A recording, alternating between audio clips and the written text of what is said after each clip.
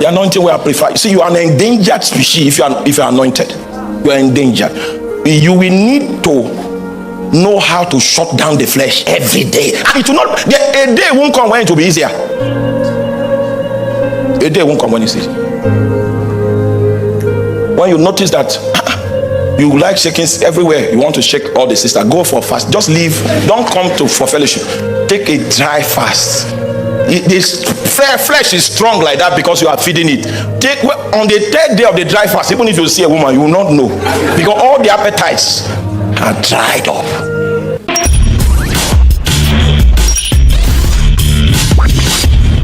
First of all, I want you to know that sin dwells in you even after redemption. You are not with me? I will explain. Sin dwells in your body. Human life dwells in your soul. Divine life dwells in your spirit. That way. Let me explain further. Sin is housed, or sin manipulates every bodily appetite. And the intention of sin is that it wants to draw you away from God. That's the psychology of sin. It wants to do what? Draw you away from God. Now, how many of you know that if you walk all day, you'll get tired in the night? That's true. So it means that part of our humanity is the possibility to be tired after work, after stress. So the question is it a sin to be tired? But the Bible says, he that knoweth what to do and doeth it not, to him it is sin. Maybe when you are tired, the Holy Ghost now said, he's calling you for prayer. Do you know those moments? If the tiredness wins the day, that day tiredness was sin. Because it was the excuse of tiredness that you used to rebel against the clarion call, the call to prayer that the Holy Ghost was advancing to you. The reason why it was so potent, it was present, it was ever available, is because sin takes advantage of your appetite. Tiredness is an appetite. The need to rest is an appetite. Oh my God. Sex is an appetite. So the appetite for sex, to use the instrument of sex, might come. Meanwhile, there is a laid down commandment of God concerning using sex. Sex is as neutral as the need to be tired.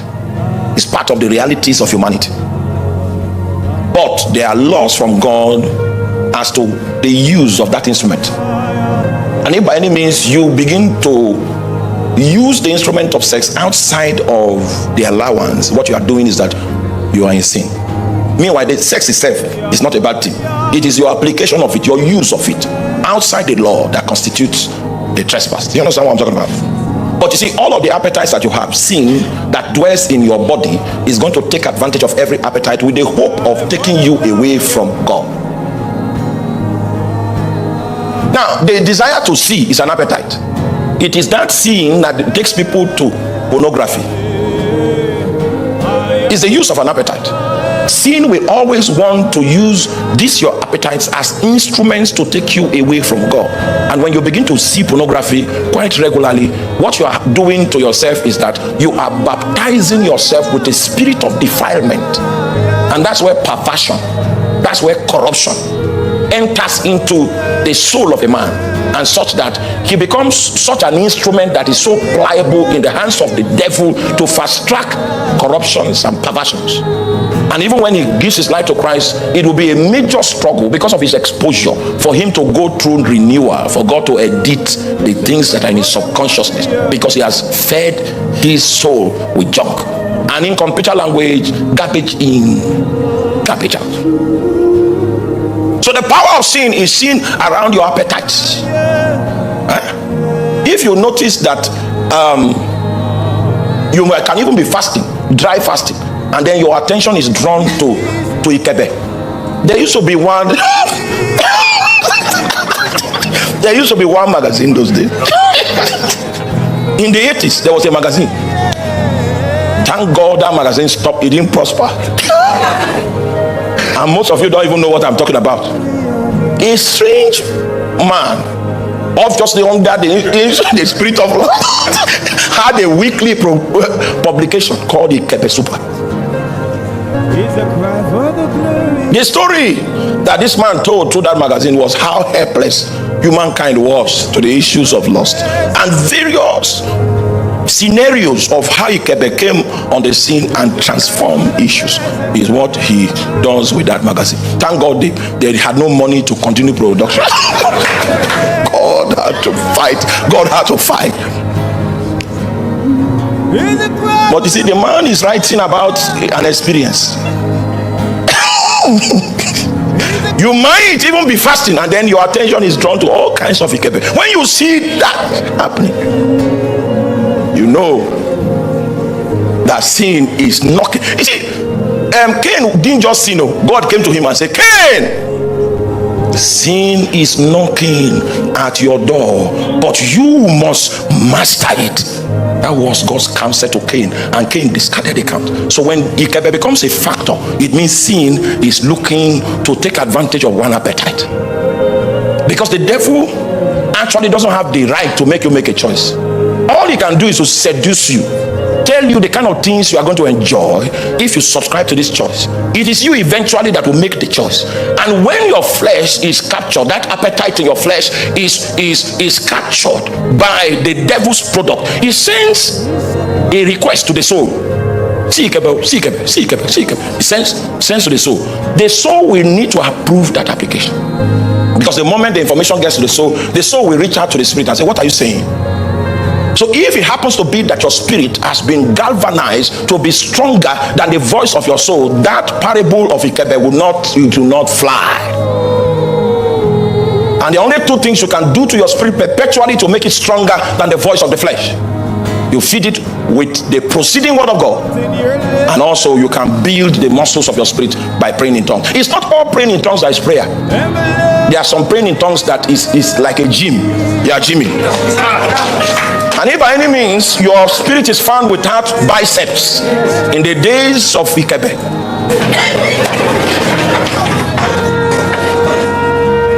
may the Lord help us in the name of Jesus. This matter I'm talking about is ancient. It's very ancient. It's an ancient thing. It's an ancient matter. The ancients among us that know the magazine can relate with but God had to make finance to be lacking for that magazine to die. If not, by now the graduates from that school would have been on ground by now. But God helped us. He intercepted it. Whereas magazines like Women Mirror prospered. Women Mirror, ikebe died by the hand of God.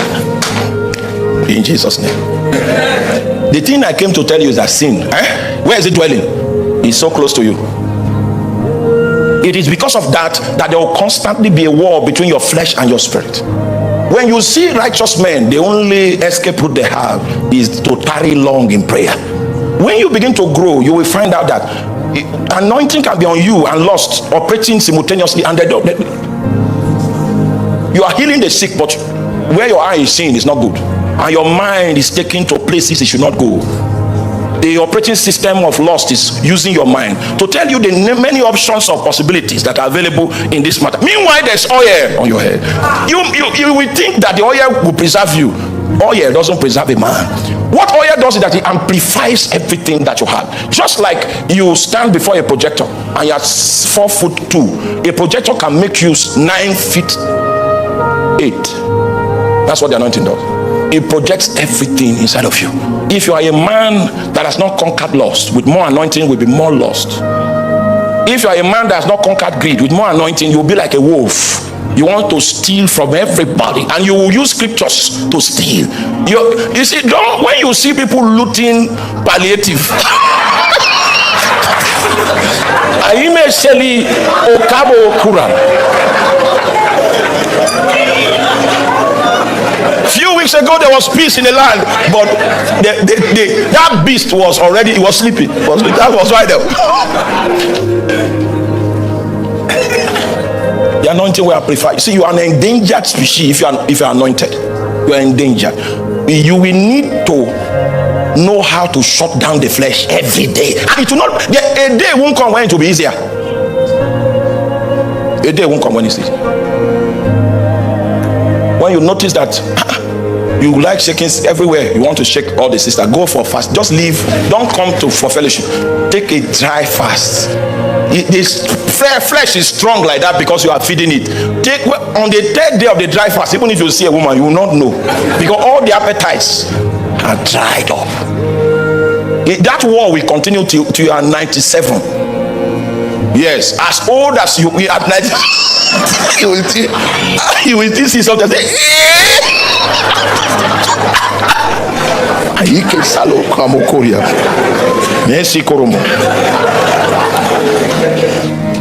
Sin is dwelling close. It's dwelling. And the thing about sin is, it will always be stronger at the appendage of usage. If when he prompted you to steal, you stole, but he prompted you to fornicate, you refuse to fornicate, he will come more in the area of stealing in your life. If when he prompted you through your appetites to fornicate, you fornicated, he prompted you to steal, you didn't steal. So before you know the area that you have exposed yourself, in that area, camp with fasting and prayer there for long, and then the road that leads there will be totally vandalized. The thoughts that bring that emotion, God will vandalize it and burn the bridge, burn all the infrastructure there, and you become free. There are levels of ministry you should not enter if you have not burned some bridges. Don't even think about international ministry. Stay home and stay home and cook properly, and let God break all those pathways that you have explored, the things you open. Let him destroy, vandalize everything. Because by the time you go to Brazil, if you count 10 women, all of them are fine. And because the Brazilian woman knows if she marries a white Brazilian, they don't have respect for marriage. They can divorce anyhow. She knows that her freedom is not guaranteed with her people. She's looking for a black man. That's the difference between the Brazilian and the American. The American white might be a racist, say that doesn't want to stay in black community. The Brazilian is running to black. That's the difference. You want to go and preach in Brazil when the infrastructure that have been built where you went before, those are still weapons in the hand of the devil to manipulate you, and you didn't stay long enough in God's hand for him to save to the uttermost. You took off because there was an opportunity. You will come back crippled. You will come back with a story, because the idea is that sin shall not have dominion over you. That's the idea. See, when you become an elder, you're supposed to be flawless in character. But the reality of the advances of sin will never leave you.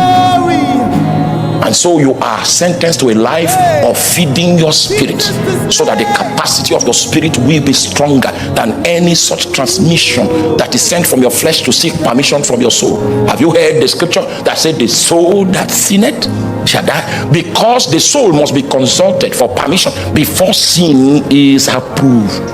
And if your spirit is weak, it will be easy for your soul to approve what the flesh is bringing up. Are you still following me?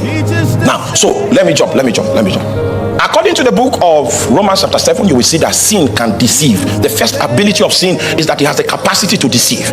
If you keep looking at that, are you with me? Every day you are coming, looking at the ikebe, looking at it. After 2 months, your resistance for it will go.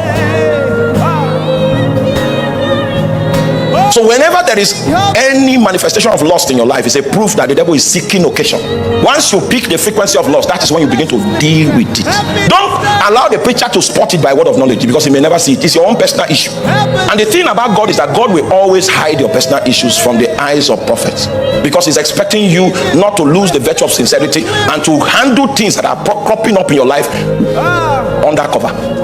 It is when you begin to violate that privilege God gives you that your issue begins to appear in visions, in dreams. It means you are becoming rebellious, so God will leak the secret. You will do what? When the initial loss was there, he will never reveal it to anyone. But when you begin to rebel, you are trying to become fond of it, prophecy will break out in a service like this, and they will call your name and say, live there. Now it's not, it's an act of his generosity.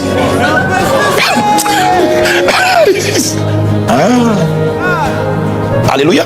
All right, let me take you further. So sin can deceive, and the reason why sin deceives is so that it can slay you. He knows that you have potential in your heart, which is the life of God. He wants to kill that life, and sin indeed has the ability to kill it.